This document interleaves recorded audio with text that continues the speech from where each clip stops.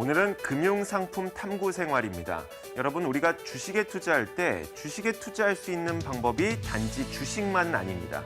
주식에 투자를 하는 효과를 누리면서도 펀드와 같은 그런 효과를 누릴 수 있는 그런 상품이 있는데요. 바로 ETF입니다. 오늘은 ETF가 무엇인지 그리고 내게 잘 맞는 ETF를 찾는 방법까지 알려드리겠습니다. 자, ETF의 구조를 알기 위해서는 일단 가정을 해보겠습니다. 제가 과수원을 한 개 운영하고 있다고 가정해보죠. 제가 운영하고 있는 과수원의 이름은 ETF입니다. 그런데 바로 옆집에 굉장히 잘 되는 과수원이 있어요. 바로 기초자산 과수원이죠. 이 과수원에서는 사과나무 10그루, 감나무 5그루, 그리고 귤나무 1그루를 키우고 있습니다. 이 과수원에서는 매년 가을이 되면 사과 100개, 감 50개, 그리고 귤 10개를 수확하는데 매우 수확량이 좋은 그것이 너무 부러운 겁니다. 그러면 저는 어떻게 할까요? 시장에 가서 옆집 과수원이 샀던 그 나무를 그대로 사와서 똑같이 우리 과수원에 심는 겁니다. 사과나무 10그루, 감나무 5그루, 그리고 귤나무 1그루를 심어서 옆집이 이 과수원을 키우는 것을 똑같이 따라해서 우리도 마찬가지로 이 가을이 됐을 때 사과 100개, 그리고 감 50개, 거기에다가 귤 10개까지 수확을 하게 되는 것이죠.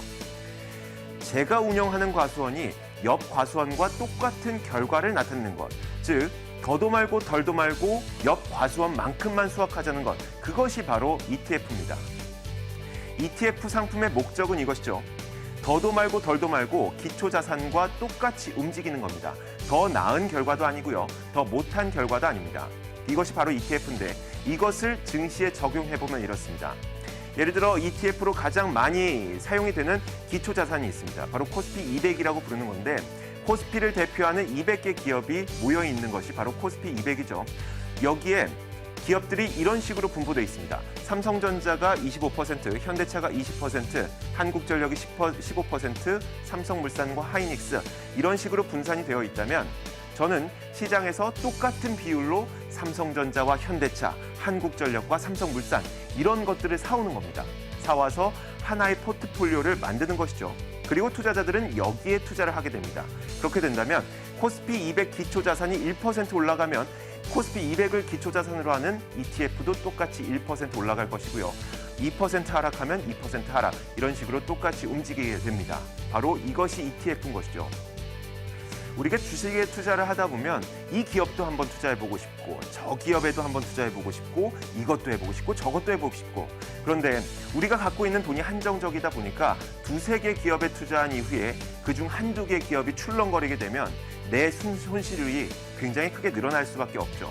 그런데 만약에 코스피 200 ETF를 통해서 투자를 하게 된다면 코스피 200에 포함되어 있는 200개 기업에 동시에 분산 투자를 하는 그런 효과를 얻을 수가 있는 겁니다. 바로 이것이 ETF의 장점인 것이죠.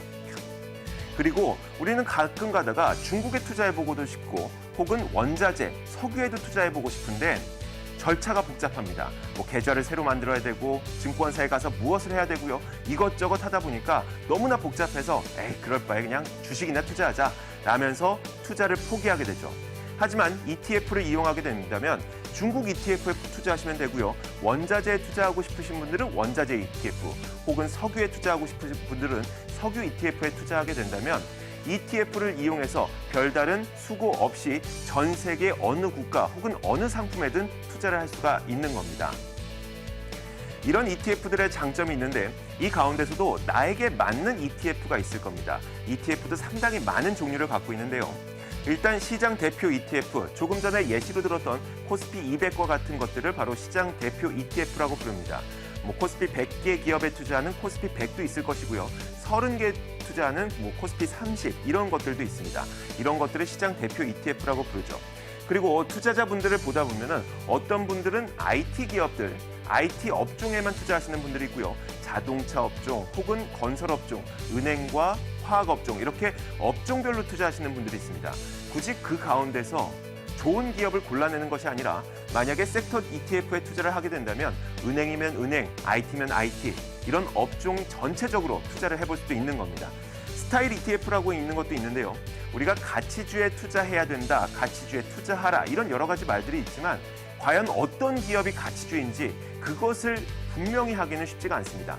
아무리 열심히 공부를 해도 가치주 하나 발견하기가 쉽지가 않죠. 그런데 증권사들이 만들어 놓은 가치주 ETF 혹은 중소형 가치주 ETF에 투자하게 된다면 별다른 수고 없이 여러분들은 여러 개의 가치주에 분산 투자를 할 수 있습니다. 이 외에도 해외 지수 ETF에 투자를 하게 된다면 해외에 투자할 수 있는 것이고요. 채권 ETF에 투자하면 채권에, 그리고 통화 ETF에 투자하면 여러 가지 통화에 투자를 할 수 있습니다. 자, 그런데 ETF 중에서도 좋은 ETF도 있고 나쁜 ETF도 있습니다. 좋은 ETF를 고르는 방법이 필요할 텐데 바로 여기에는 가격 괴리율이라는 게 있습니다. 가격 괴리율이라는 것은 이런 겁니다. 예를 들어 코스피 200 이 기초 자산이 2% 올랐는데 코스피 200을 이용해서 만든 나의 ETF는 1.5%만 오를 수도 있습니다. 그 이유는 바로 이런 것이죠. 코스피 200에는 200개의 종목이 있습니다. 그런데 아무리 돈이 많은 자산 운용사라고 하더라도 200개의 기업을 모두 다 한 개의 포트폴리오에 담기는 쉽지가 않습니다. 그래서 대부분의 자산 운용사가 그 200개 가운데 약 95%의 기업만 담죠. 그렇다면 나머지 5% 기업에서 가격 차이가 발생할 수밖에 없는 겁니다. 이런 식으로 가격 괴리가 발생하는데 가격 괴리가 발생하다 보면 분명히 기초자산은 올랐는데 여러분들의 자산은 오르지 않는 그런 현상이 발생할 수 있습니다.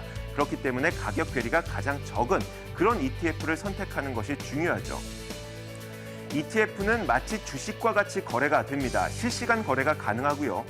주식을 이용해서 ETF를 만들기도 하고 채권을 이용해서 혹은 선물을 이용해서 만들기도 합니다. 그렇다 보니까 결국 ETF는 손실이 발생할 수도 있다는 점, 그 점은 꼭 염두하셔야겠습니다. 자, 오늘은 금융상품 탐구생활 첫 번째 시간이었습니다. ETF에 대해서 알아봤습니다.